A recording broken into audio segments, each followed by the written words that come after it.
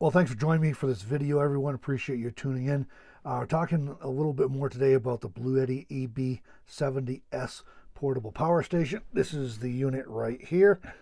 This video is going to be broken down into 3 sections, and I'll try and remember to put links in the video description if you want to jump ahead if you're not interested in some of it. But basically, it's going to be an overview of this unit, the EB70S, and a little bit about portable power stations in general.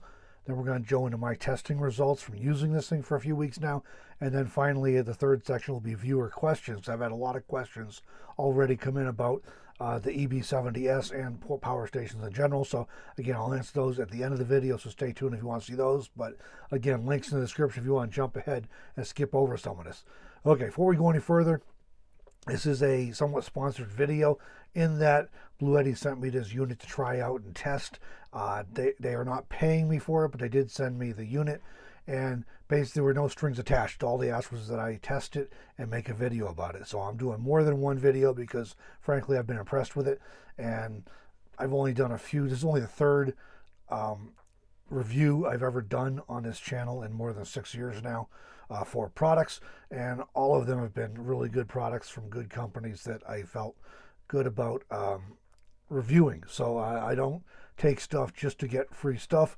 I only take stuff when I think it's going to be a good company and a good product and is going to be of value to my viewers. So if I don't think it's going to be something that you all are going to be interested in or be able to get value out of seeing me use and review and talk about, I'm just not going to do it. And believe me, I get requests every single week, usually more than one request every week to review different products, and I just almost always say no thank you. Okay, I want to say too that if you've followed me for a length of time, I know most of you are new from 6 years ago, but 4, 5, 6 years ago, I always said, don't bother with portable power stations, do a DIY system. I've changed my opinion about that for most people. Not everybody. There's people who are going to, a DIY system will be a better value, and basically they're going to be really heavy power users, I think. And even still, they may want to just do a portable power station. But as far as average people, the people who contact me over and over and over again, not the same people over and over and over again, but I hear a similar story from many different people over and over again that they just need a basic system. And I will say too that if you're in like a car or a minivan or an SUV, something like that, some small vehicle, these portable power stations are much more convenient. I think these are very convenient for a lot of people these days. But beyond that, the big things, in my opinion, are the value proposition has improved a lot over the years. They used to be very, very expensive and fairly low performance and short on features. So the features have gotten way better, the performance has gotten way better, and the prices have come down a long, long way. So the value proposition is much better than it used to be, to the point that it's not nearly as big of a difference between a DIY system and a good quality portable power station to last a long time than it used to be even just a few years ago. But also, these things are plug and play. This is as simple as it gets. This thing comes in a big box. You take it out of the box, it's just like this. You don't have to put it in together.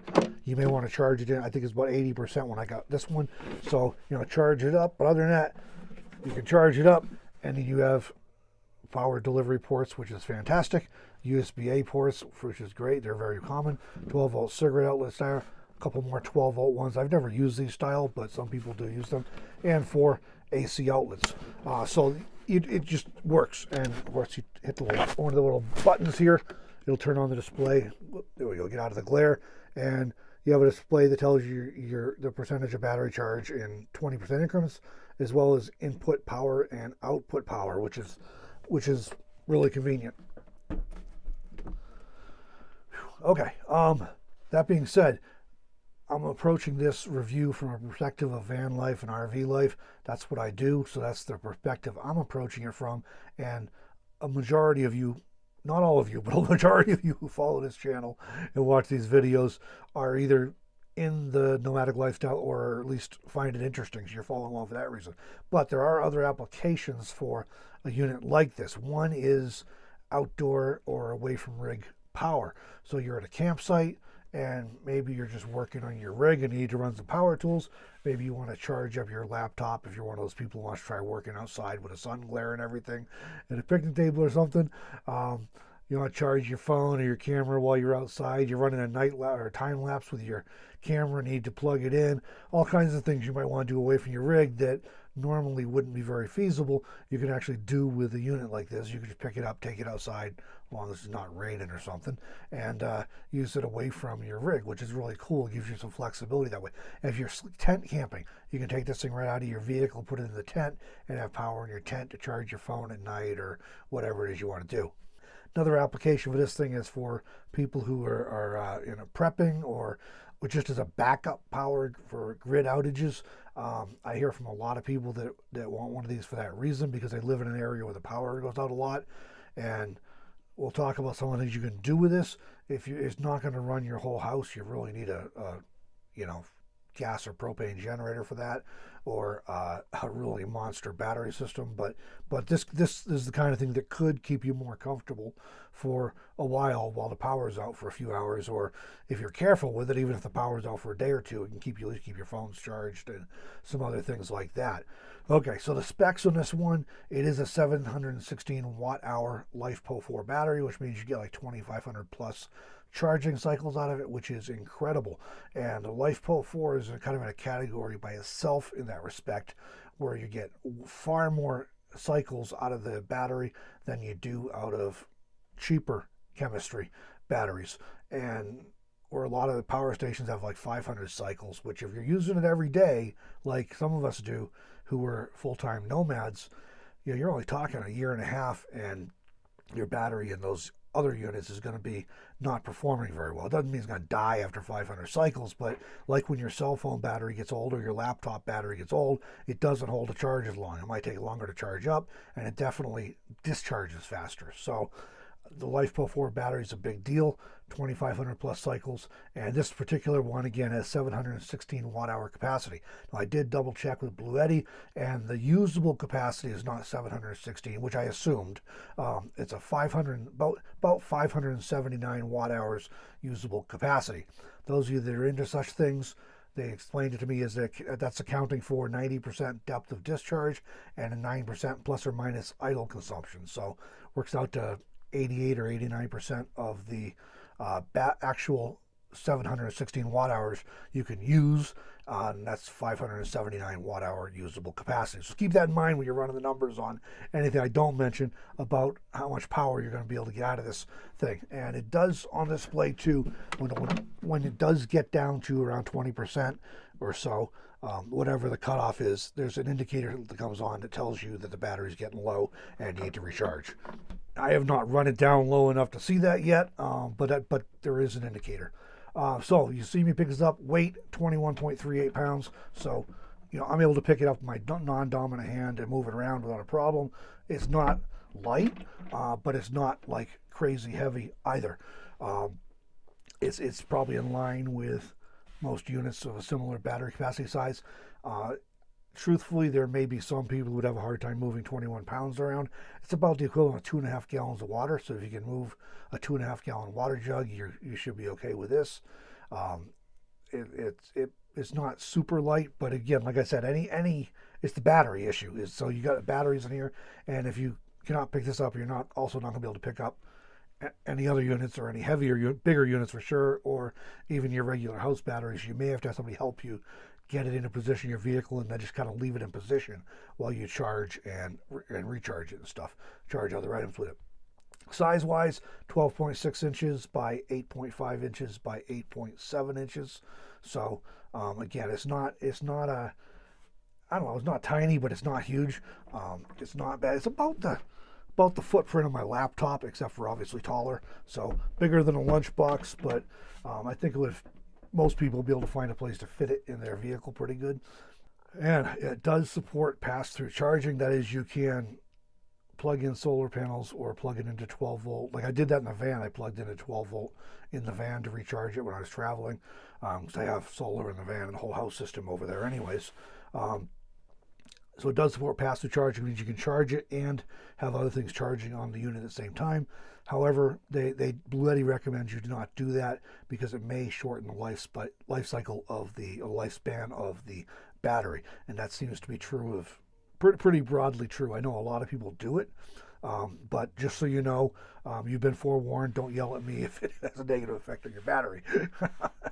But you can do it. It just isn't recommended. As far as recharging this unit, if you're doing it on AC or on solar with 200 watts, Bluetti says it'll recharge in 4.1 to 4.6 hours.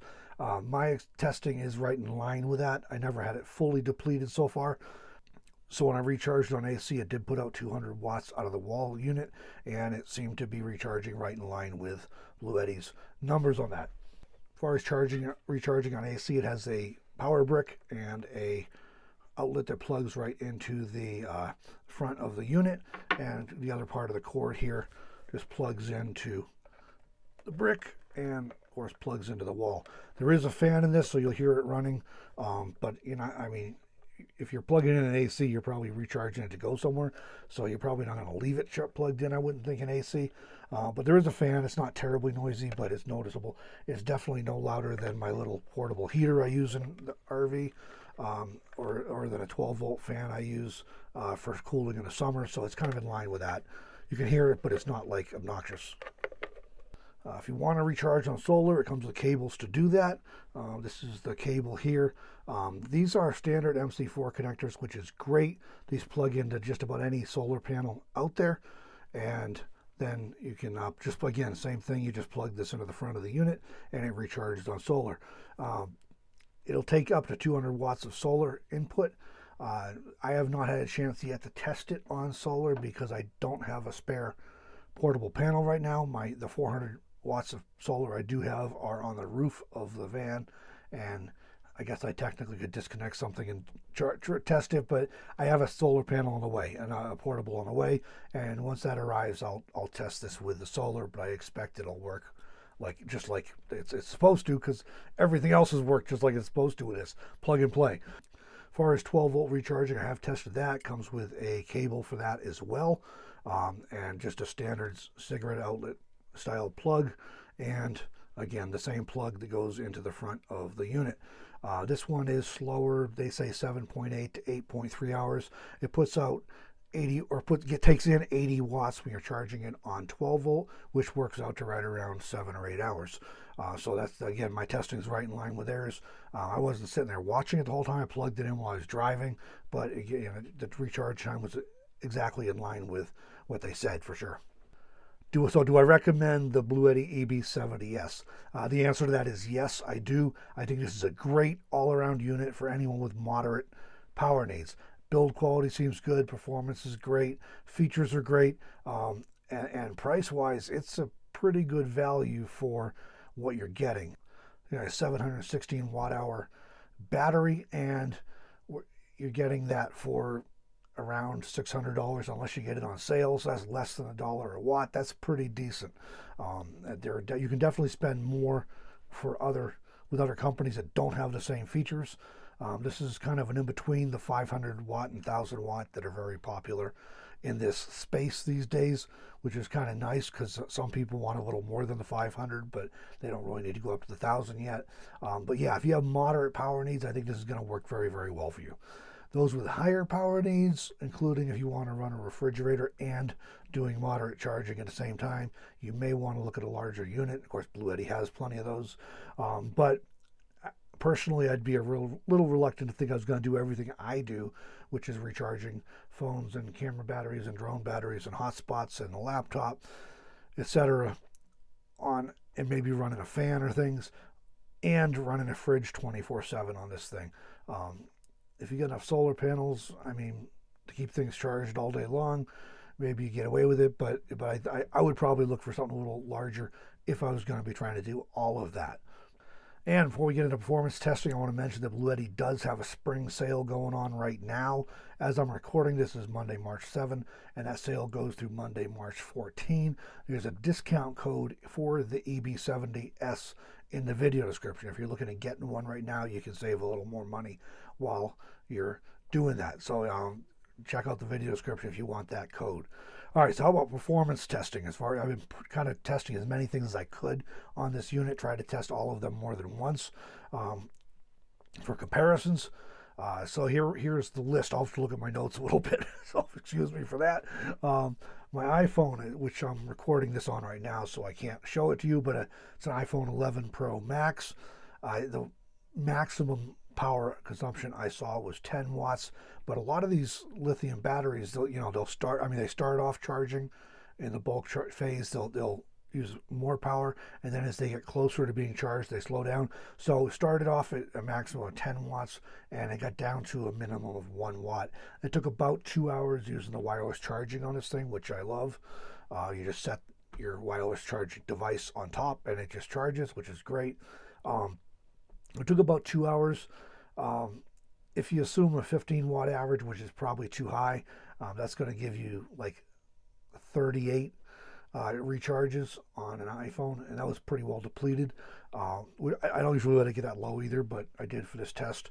Bluetti says at 10 watts you can get 50 to 60 smartphone charges. That sounds reasonable because you're probably not going to always have it all the way dead like I did. But again, batteries in smartphones vary in capacity, so some will take longer, some will be faster. It just depends. But so somewhere between 38 and 60 charges, depending on how discharged your battery is, how big your battery is. So you can recharge your phone a whole lot of times on one charge of this unit. It's a little heavier. My MacBook Pro M1 14-inch, that when it was pretty well depleted, it ran at 75 watts for a while. That was the maximum, and then it eventually dropped down to like as low as 5 watts as it got mostly charged up. It took about 2 hours to do that. I'm not sure exactly how much. I don't know how to calculate an average on that, but it was, like I said, maximum 75, low of 5 watts. Bluetti estimates an average of 60 watt hours on laptops. You get 9 to 10 charges. Again, that sounds about right based on what I was seeing. Now, drone batteries. This was an interesting test. I had a couple different drones I charged on the Bluetti here. The first was a Skydio 2 batteries. These are big batteries, as you can see, and this is my DJI Mini 2 battery. Quite a difference in size there, just in looking at the physical size of them. The Skydio 2 batteries are hogs for energy. I already know that from prior use, from prior charging.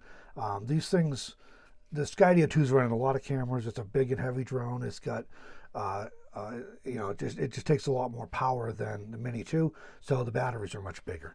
As far as charging these things, they were running at a maximum of 100 watts, and I have multi-battery chargers for both drones, so you got I can have 2 at a time on this, 3 at a time on this, but they only charge one battery at a time. So the Skydio 2 is peaking at 100 watts. It took about 80 minutes to recharge all 3 batteries from like a, 2/3 state. Bluetti says A+ charges at 60 watt hours. So again, that kind of sounds right. These might have averaged 60 watt hours over the course of the charging, because I said they were at 100 watts max. I forgot to note the low on those, but it would have been fairly insignificant. The Mini 2 batteries, these only hit a peak of 30 watts while I was charging, and it took about 2 hours to recharge 3 batteries. One was, I think, maybe 2/3, and the other 2 were more like half. So again, that works out to my math. I should be able to get 10+ charges on 3 Mini 2 batteries, depending on their state of discharge. If they were all 3 of them were down to 20, it would be, it would take more power. And again, Bluetti says A+ charged at 60 watt hours, but I was only at half that for these. So that's something to think about too when it comes to drones. I went with the Mini 2 when I bought one from a while ago, just because it's so compact and light. This is the it's the case it comes in, fairly small. It's small enough to throw in a backpack and take with me, and not for me not to mind it. I'll show you by contrast here. This is the Skydio 2 case, and this is the Mini 2 case. So very big difference, and there's a significant difference in weight. So my concern when I bought the Mini 2 was weight and size.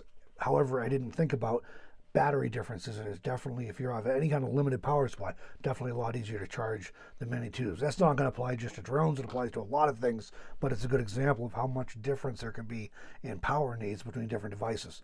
All right, cameras. My Fujifilm X-T200 mirrorless camera, that only hit 3 watts when I was recharging it, and I was using a USB recharger that charges 2 batteries at a time, and Bluetti specs it. They estimated at 16 watt hours you can get like 36 plus charges on a camera battery. Using mine, that would be a lot more. If you have a bigger DSLR with larger batteries, that might be a little different. But at least with the XT200, I was only hitting a max of 3 watts. So I mean, that's insignificant when you're talking 500 and something usable hours. My little blender, my BlendJet, which runs on a battery of its own, is rechargeable USB-C. I plugged that in, charge it, and it was like 3 watts maximum, and it was less than 30 minutes. That's always less than 30 minutes to recharge that. So again, a watt and a half maybe total to charge that thing up. I even plugged in a 12-volt fan to check that out. That's something that just about all of us use during warmer weather. Not that I have had to worry about that lately, and I did not need a 12-volt fan this morning. I've only had 2 days when I could open the windows since I've been here, and I didn't need a fan those days either. But up here in Wyoming, that is. So a 12-volt fan, I was only pulling 4 watts on that. Now, Bluetti's literature, they estimate an electric fan at 30 watt hours, and you can run it about 18 hours at that rate. And these are all assuming it's the only thing you're doing, by the way. My little 12-volt fan, it was pulling 4 watts when I was running it in real time. That one doesn't have a battery or anything to recharge. That works out to about 6 days. You could run that little 12-volt fan. It's just a little cheapy $15 fan that I got at Walmart. A low-powered 12-volt fan, you can run a long time on something like this. I charged my hotspot off this to see how that went. That was pulling about 4 watts, and again, doesn't take very long to recharge. A few things I have not had a chance to test yet, but again, just from Bluetti's literature to give you an idea. A tablet, and they're estimating a 30 watt hour charge, and that's going to give you like 20 charges roughly. A slow cooker, I have not tested that. Mine died. Bluetti uses the example of a 200 watt hour slow cooker, and that would be about 3 hours. A lot of the mid-sized ones do pull 200 watts, but I used to have a little one that only pulled 100 watts. So that would run even longer on something like this. It just died, and I haven't replaced it, so I didn't have a chance to test that. All right, so we'll dive into the viewer questions here. First one, and unsurprisingly, was, will the EB70S power a 12-volt refrigerator? The short answer is yes, it would do that, but I have not had a chance to test that yet. Reason for that, I have a 12-volt fridge in the van, but first of all, it's mounted in a cabinet, so I haven't taken the time to pull it out and splice together a 12-volt outlet so I could plug it in here and test this. The other thing is that it's been really fairly cold here, so the fridge basically is hardly ever running. So it wouldn't give me a very good...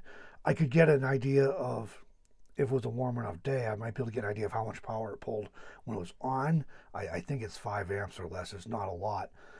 But I would not get a very good picture of duty cycle. That is how long it's actually running. I know, for example, in the winter it hardly ever runs, and in the summer it runs a lot, but it's so cold right now that it wouldn't be a very helpful test anyways. But I will do that at some point. When the weather gets a little nicer, I'll get that connection done so I can see. Personally, I would probably opt for a larger unit or 2 smaller units like this size if I wanted to run a refrigerator with additional moderate charging needs. Now, some of you want to run a fridge and maybe recharge your phone, and that's about it, and this would probably be fine for that. I'm guessing, again, when I get to do more testing on it, I'll let you know more specifically. But like with me, for my case, trying to charge a laptop and other electronic devices, I would not want to rely on charging a fridge and all that stuff in the same day. It might work, but it seems like it might be tight. 12-volt fridge power demands vary, and that's part of the challenge as far as trying to give anybody a general sense of whether you can do it or not. That's going to depend on the model you know how much power the demands that thing needs when it runs, the size of the fridge, whether it's full or empty, because they're more efficient when they're full. Ambient temperature, if it's 90 or 100 degrees out, is going to work a lot harder than when it's 30 degrees out. Insulation on the fridge, that comes from the factory and anything you add yourself, and shading, you know, or versus sun. If sun's hitting it, it's going to run a lot more than if it's in the shade all the time. And we can go on, but there's a bunch of variables there, so that makes it a little challenging.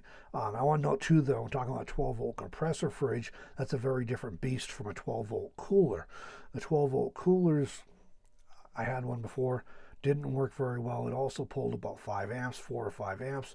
5 amps is like 60 watts times 24 hours. That's 1,440 watts per day. That's a lot of power. And the one we had, I mean, even with plenty of solar, we could only run it a few hours a day when the sun was high, and then it had to be shut down. So I do not recommend those. Those things are really made for throwing some cans of soda or beer in or something when you're going out for a while and you're plugging in while you're driving.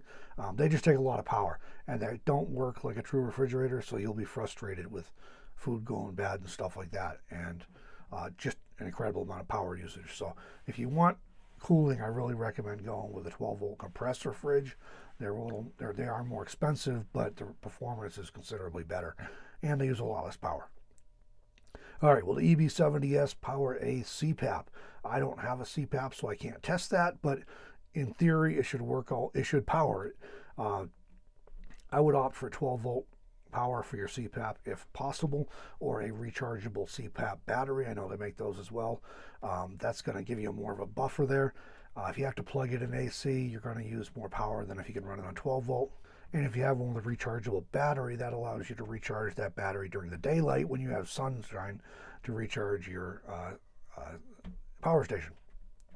If you're running a heater or humidifier with your CPAP, that does take more power. From some of the numbers I see online, it's commonly 30 to 60 watts to run a CPAP, so you should be able to run that off of the EB70S, but you will need to plan to recharge daily to make sure you can do it again the next night. Basically, it comes down to check with the specs on your CPAP. It may have that information on the device itself on a label, or it may be in the literature that comes with it. Otherwise, you have to contact the manufacturer or supplier for specifics. And it's a question from my father, Jay Witham. I have a link at his website in the video description if you want to check it out. He does a lot of music and concerts and things. So you want to know if the EB70S will power a Bose L1 with tone match.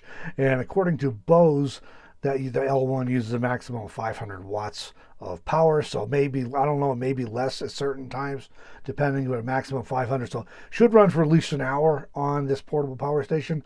If you need more than that, you have to go up to the next size unit. So Susan was asking about what is the highest power Bluetti, and then asked about running a small pulse dose oxygen machine that's at 35 watts and a Philips Respironics Everflow Q home concentrator continuous flow machine, and some questions about charging the AC200P from Bluetti. The small pulse dose oxygen machine at 35 watts, that should run about 16 hours on the EB70S, so that's really good. That would get you through, obviously, the night for sure, and part of a day. You definitely got to obviously going to have to recharge every day to make sure that the bigger one, unfortunately, the Everflow Q concentrator, according to the manufacturer, that's 350 watts. So that would be really difficult to run on this power station. You only get about an hour and a half out of it at that power draw. And you can get a larger unit, but you also have to make sure you can recharge it every day. So as far as the Bluetti AC200P, that has a 2,000 watt hour battery and a 2,000 watt inverter with a 4,800 watt surge. Of that 2,000 watts, about 1,760 is usable. So at 350 watt hours for that larger oxygen concentrator, you're only going to get 5 hours out of it. So that wouldn't even get you through the night. Interesting thing about the AC200P, I was talking about the 2,500 charging cycles on this EB70S, which is fantastic. Well, the AC200P actually is rated for 3,500 plus cycles. So you're getting out into the 7-year window probably on a battery, even if you're using it and recharging it every day. The bigger unit, the AC200P, does weigh like 60 pounds. That's probably the kind of unit you're going to want to put somewhere in your rig and leave it and charge it and use it from the position it's mounted in. Recharge time on AC is about 5.5 hours.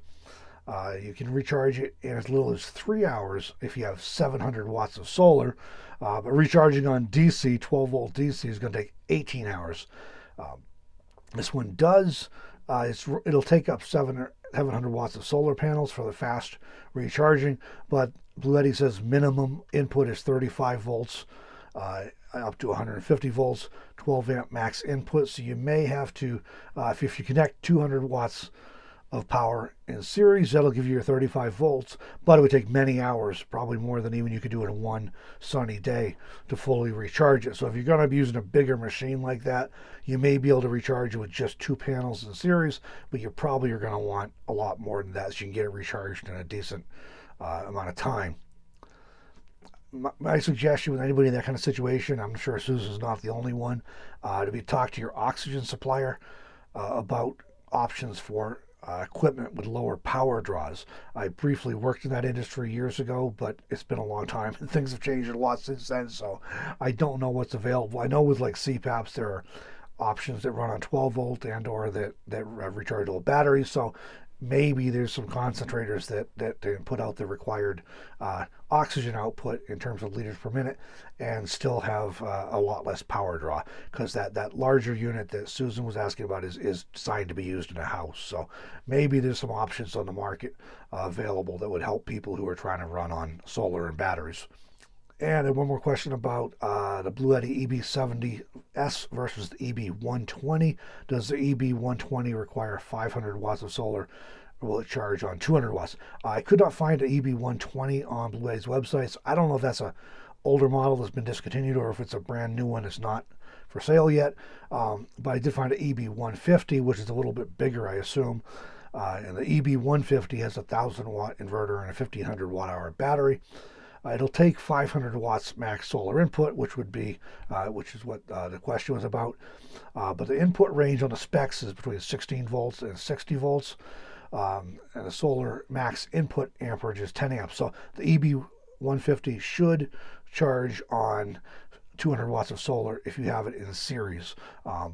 With any of these really specific questions, if it's really critical to you, I encourage contacting Bluetti directly before purchasing, just to make sure that one of their technical people can answer you, just to make sure. But those are the numbers and the results I'm seeing based on reviewing the specs on the unit. And I want to mention again, the Bluetti does have a spring sale going right now. I'm recording this on Monday, March 7th, and that sale goes through Monday, March 14th. And I do have a discount code in the video description for the EB70S if you're interested in this particular model. So what I want to hear from you now. Do you prefer a portable power station like the Bluetti EB70S or a DIY system? I'm curious what kind of an informal survey here of viewers. What I'm hearing informally from people makes me think that the trend is towards portable power stations these days. And is the EB70S a good size for your needs, or would you need or prefer a larger power station? And like I said earlier, I will be testing this thing with the 12 volt refrigerator. As soon as the weather is warm enough that it's worth trying to test, I'll get the fridge hooked up to it and test it out for a couple hours and see how it does, see what kind of power usage it consumes. And also I will be testing this with a 200 watt solar panel for recharging very soon, and I'll update with those two things as I'm able to do those tests and have some results for you. So I hope this info was helpful. I know this video went long, but there was a whole lot of information I was trying to share, so I'll cut it down as much as I can in editing, but I know it's kind of a long video. But hope you found some value in it anyways. Hope it answered some of your questions about power stations in general and solar, and the EB70S from Bluetti in particular. Thanks for joining me in this video, everybody. We'll catch you in the next one.